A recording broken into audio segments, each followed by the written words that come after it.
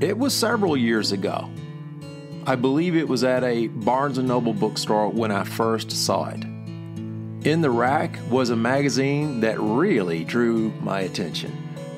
The color was just bursting off the page. And the writer and the motorcycle in that photo and the amazing backdrop, oh boy, that really caught my attention. I took it home, read it cover to cover, and immediately subscribed. I've been a subscriber and a huge fan ever since. I am so excited about this interview. Today, I had the privilege of talking with the editor-in-chief of RoadRunner Motorcycle Touring and Travel. Florian Neuhauser is indeed a gentleman and such a pleasure to talk with. It was so great to meet him for the very first time. I'd seen him any number of times on video and heard him being interviewed, but it was just great to get to talk with him kind of face to face, at least over video. Florian literally grew up in a family with a passion for motorcycling, for travel, and for photography. Today, he, his family, and his organization continue to have a great deal of pride in attention to detail and the quality of their work. You know that a publication has high standards when it becomes known as the National Geographic of motorcycle publications. That's fantastic. RoadRunner is not only about motorcycle information and destinations, but as Florian describes it, it's all about the story. Stories about connecting with people, with nature, and as I mentioned, just beautiful photography to go right along with it.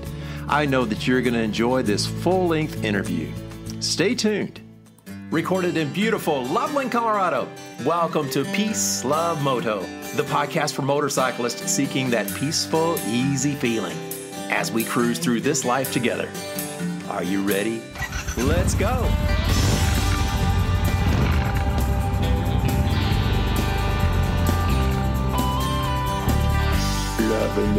But again, I'm just so excited to have you on the program today. I really thank you for your time to share with us on this Peace, Love, Moto podcast that I just started about 7 weeks ago.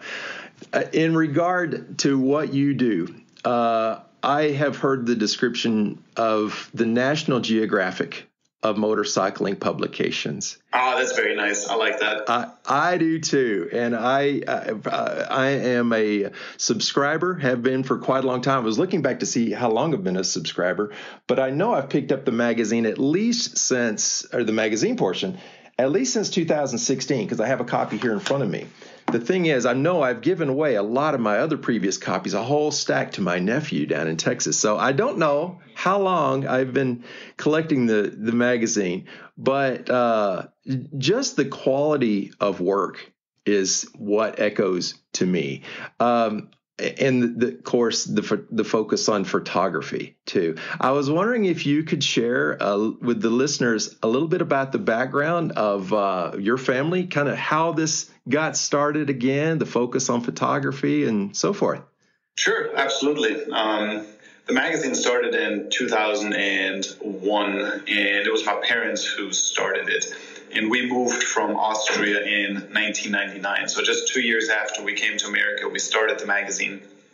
And you would think, why a motorcycle magazine? What's the background? Well, my dad was a photographer, and that's where the whole photography thing comes into play. That was always from the very first issue a very, very big part of what we wanted to incorporate into the magazine was really strong photography. And, there are multiple ways to tell a story. You can tell a story through words, and you can tell a story with pictures.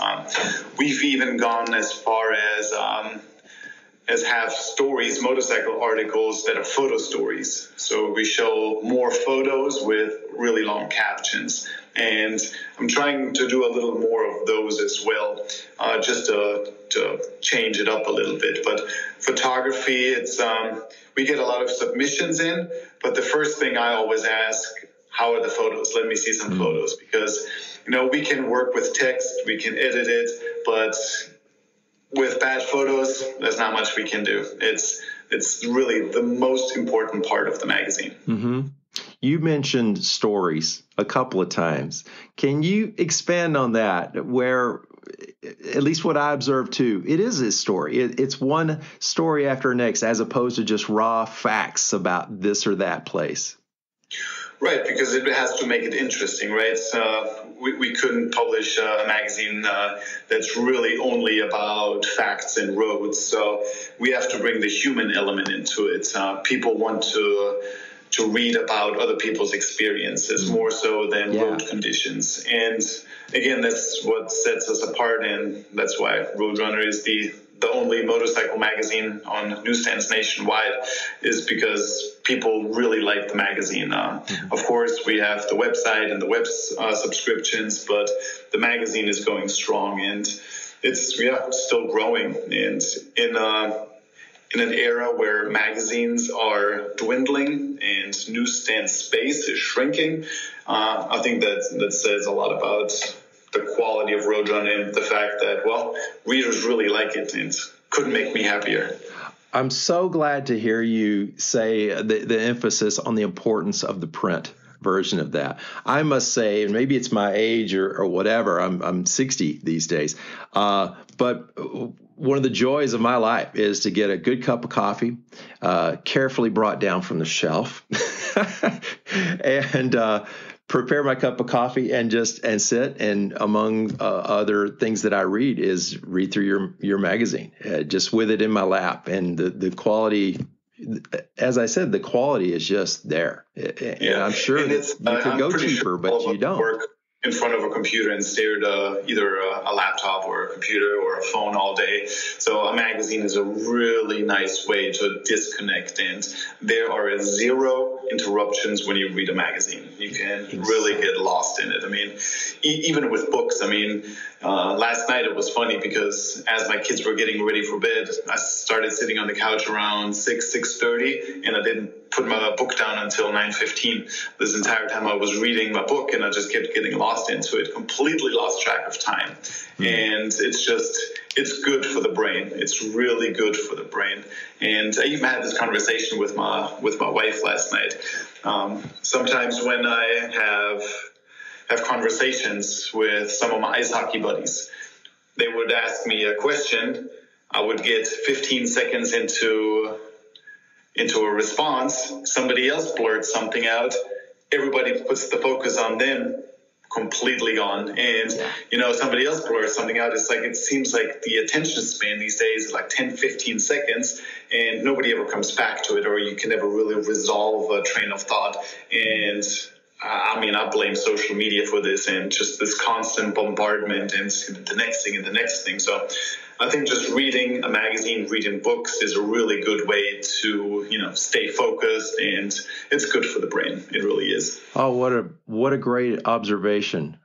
I hadn't really thought of it in that way. Yeah, there's so many distractions. I am the worst at first thing in the morning when I have my coffee. One of the first things I do is just check what's going on the phone first before I go over to what I would normally be reading, and I need to work on that.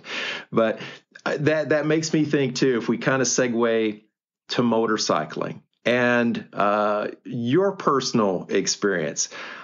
I've thought about this a lot before having, this connection here about how maybe your perspective is quite different than other people where, we do our day jobs and we just dream about hopping on that bike, when we can get free and go for a ride and have that disconnect from the rest of the world. But does it sit different with you? I mean, being in the full-time motorcycling related industry and all the daytime conversations that you must have around it, is it different for you? Good question. It's difficult. They always say, if you like what you do, you never work a day in your life, right? I mean, I'm very lucky that I feel this way. I'm very passionate about my job. I really like what I do, and hopefully it shows in the end product. But I get to work with motorcycles and publishing and stories all day. So while the last couple of years I spent more time in the office than actually out on the road for various reasons, but I still get to go out and play. And, even when I go through all the stories and I read everybody else's experiences and I see all the photos and some video, there are worse things I could be doing, that's for sure. But of course, I still have to get out there and ride myself. So I always plan quite a few trips myself where I can go out and have some fun. Yeah. Oh, awesome. I think we have at least one more thing in common. It was it this? I've got the current issue. Yes. Okay. Current issue here. And I think it's been in the last couple of issues. In the background, in your picture, is a Triumph Scrambler XE. And in the matte green, and that is the bike I have in the garage also. If it's helpful, I'd like to fill you in on why I even started this podcast, because it's directly related to that bike.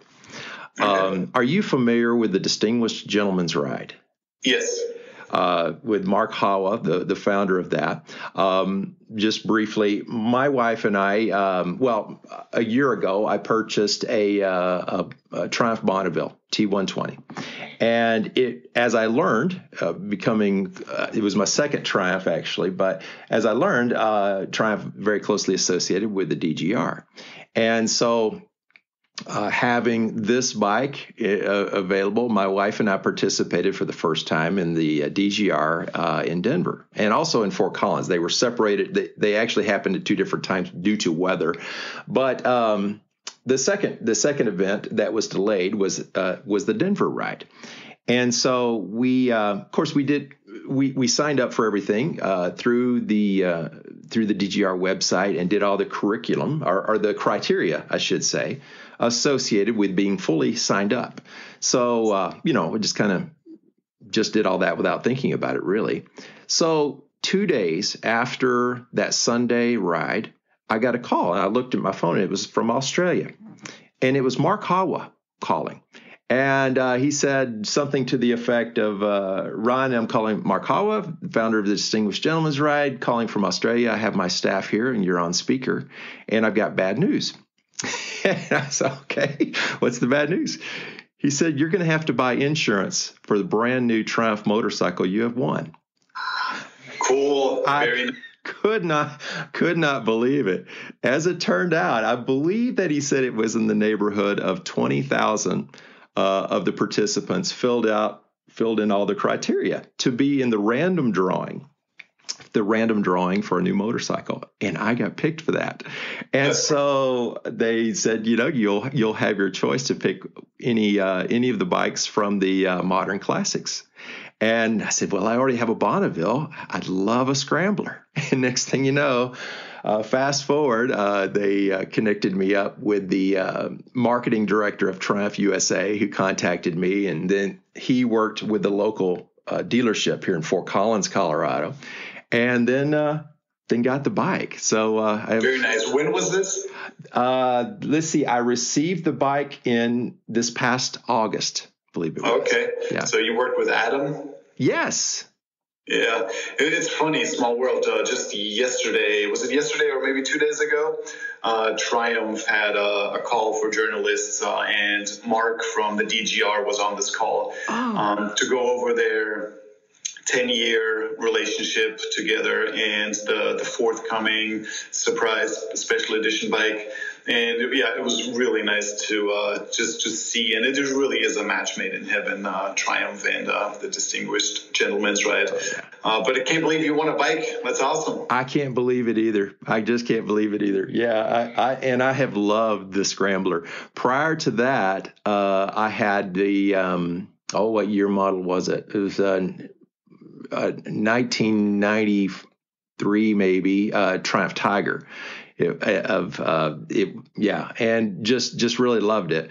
I ended up donating that one to public radio, and then didn't have a dirt capable bike to ride.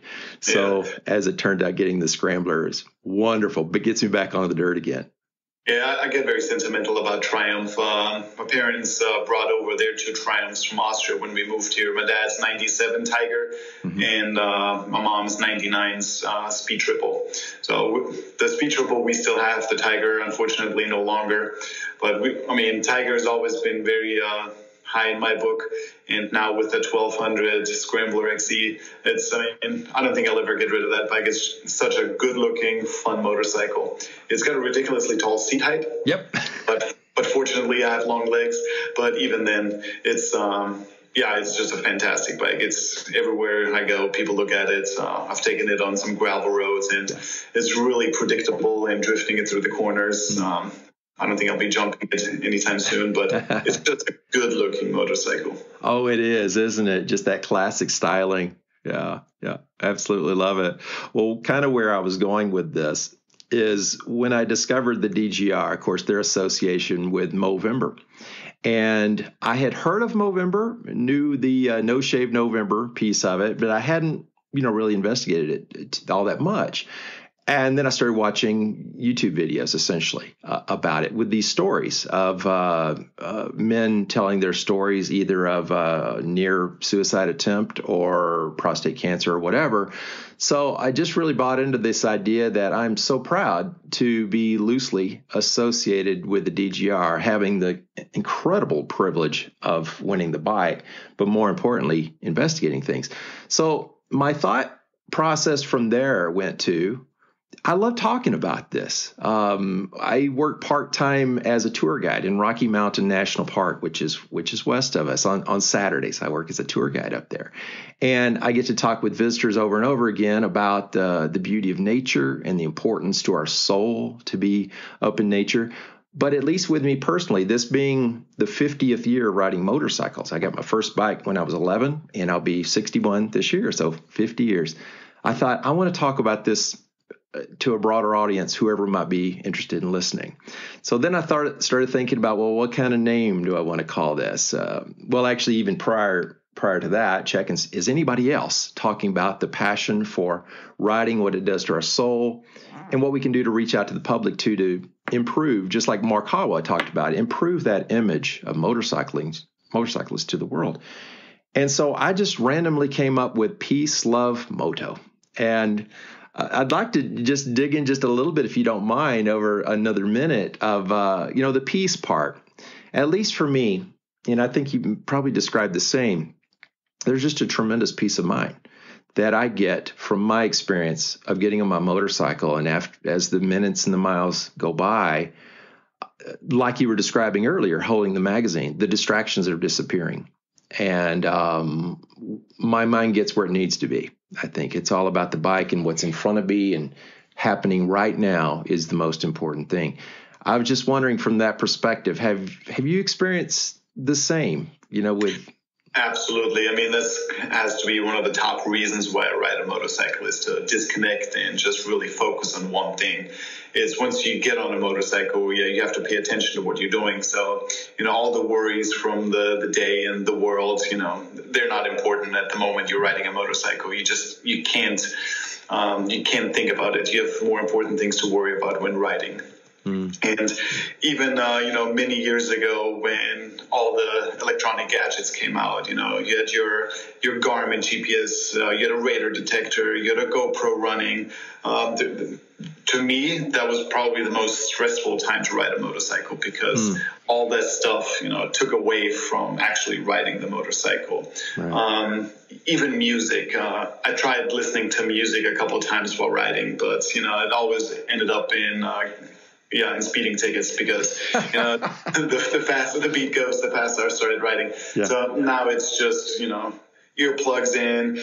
Maybe I talk to somebody on the Cardo comm system, but it's just maybe a phone with a route. But other than that, it's just no distractions. And a lot of bikes have a lot of settings and features on the dash.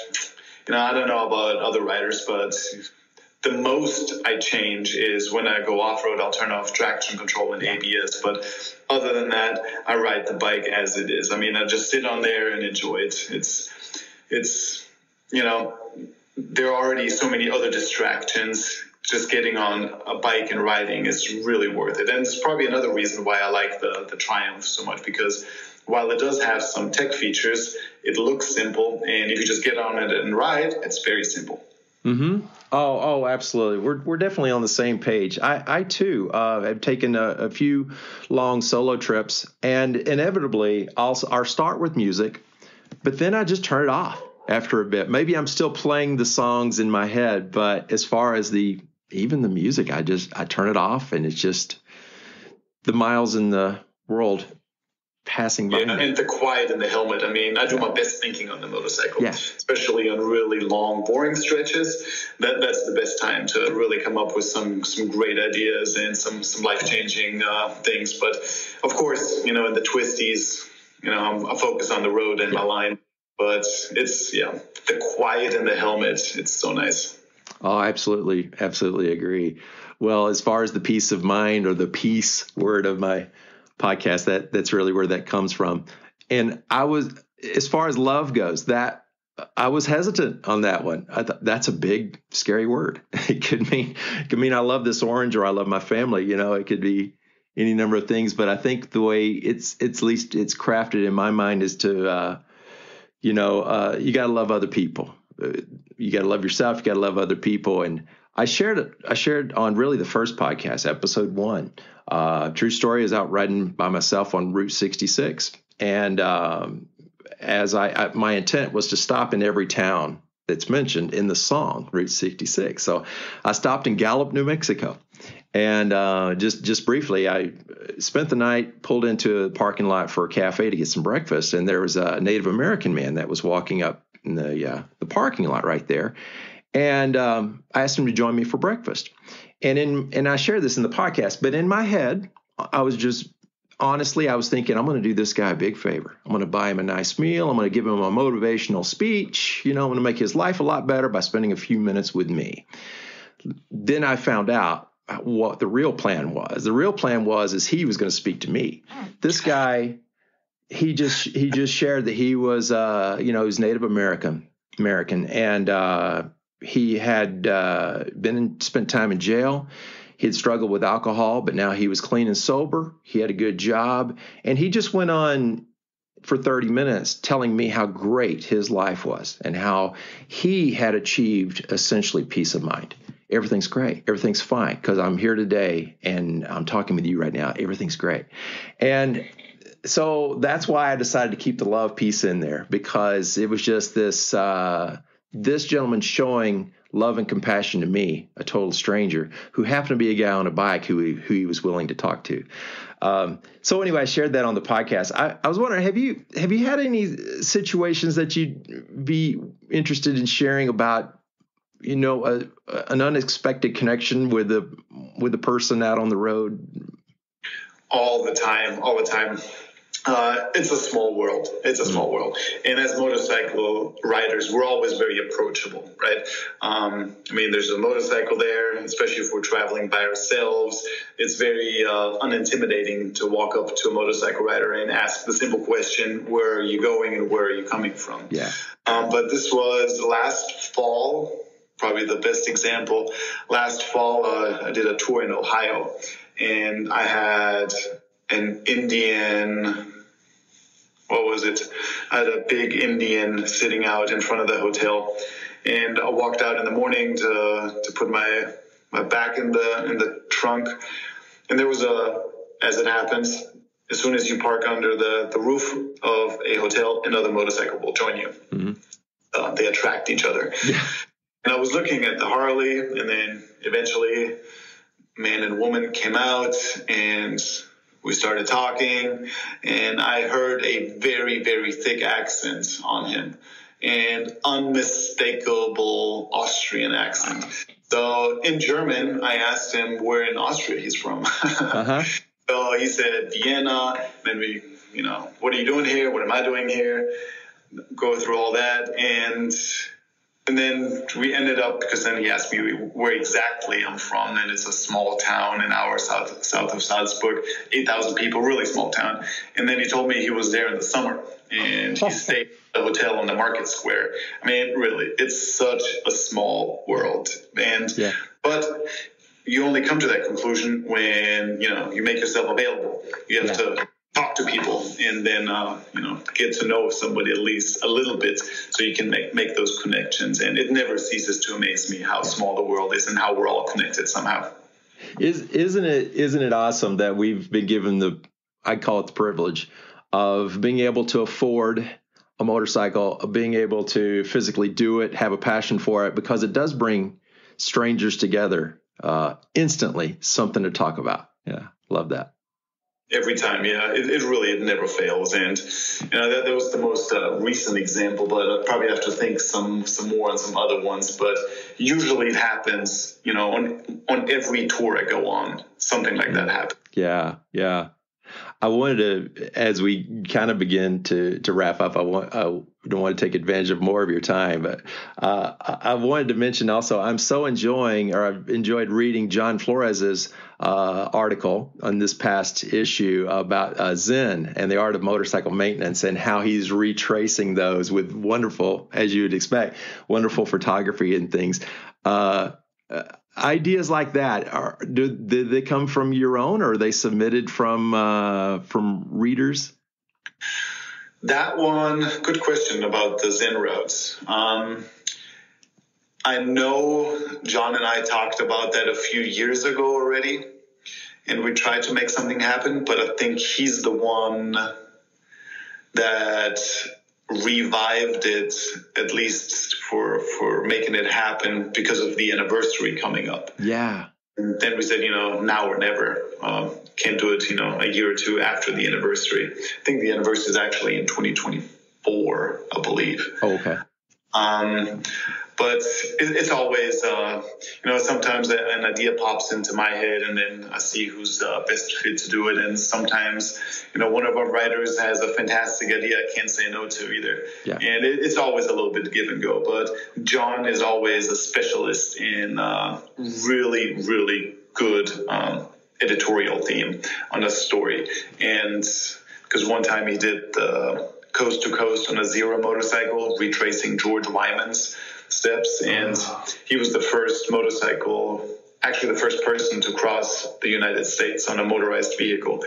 And so it's always these special projects, and it's not just, some tours you do a lot of research about the area, about the roads, and then you go out and you chronicle that. Mm-hmm. But for a tour of retracing the route from Zen and the art of motorcycle maintenance, that is a big time investment to research this and get that going. So, John is really a specialist in that regard. Yeah. It seems like this circles right back to what we were talking about near the beginning of stories. It is a story to hold the interest, and wonderful. Yeah. Stories, and always, these are also conversations I had these last couple of days and weeks. It's, caring about what you do, showing pride and in your job, and customer service and all that. If you like what you do and you really work hard for it, then you have pride in your job, and I think that shows. There's nothing worse when people have zero pride in their job and don't care, and then everything goes downhill from there. But I'm happy to say that everybody who's involved in RoadRunner is really pulling on the same string and is really gung-ho about producing the best magazine that there is. Well, that's just fantastic. And kind of speaking of that, if you don't mind sharing with the listening audience, it's much more than just a magazine, right? You've expanded in all sorts of different directions. Yeah, besides the magazine, we have the regular magazine is bi-monthly, and then we have our fall newsstand special that's on shelves October through December. That comes out once a year. Of course, we have our YouTube channel that's full of travel videos and classic roads and motorcycle reviews. This year, we're doing 2 motorcycle reviews per month, so a lot of motorcycle reviews. And then 1 year ago, we completely reworked our website, where it's separate from a print subscription, but way more features. Of course, you have access to almost 700 plus GPS files, additional editorial that's not in the magazine because we're limited by space in the magazine, but on the web not so much. So it's just another outlet, and to offer more. Yeah. I'm so glad that you're seeing such success with this. Thank you. Well deserved. I think good people, good things come to good people, and I can see that continue to come to you and your staff, your family, and all on this. I kind of before I wrap up again, I appreciate your time. Thanks for working through the technical difficulties that I've experienced. Lesson learned on my part. But is there anything? And I hope your finger is okay. Maybe we need to switch to tea. I know someone mentioned that as I've described it was coffee, and they said maybe you should switch to teas. Oh, that helps a lot.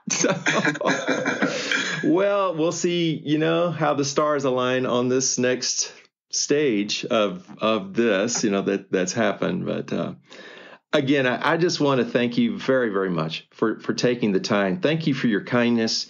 It's very evident in your publications, very evident that you are good people. You love the sport, love the hobby, and really have a passion not only for that, but for demonstrating a positive attitude that this world so sorely needs. The love and compassion, the peace, love motto, I think is all you guys. I just see that over and over again. So I thank you so much for all of this, and I wish you all the best. Cool. Thanks for having me. Well, what a pleasure it was to talk with Florian. I apologize for the audio quality there. It's completely an issue on my side. I had a little technical issue, but what a kind gentleman, and what a great organization, and what a great publication. I highly suggest you go out and check out RoadRunner Motorcycle Touring and Travel. I know you will love it. Thanks so much for joining us today. I wish you peace. I wish you love.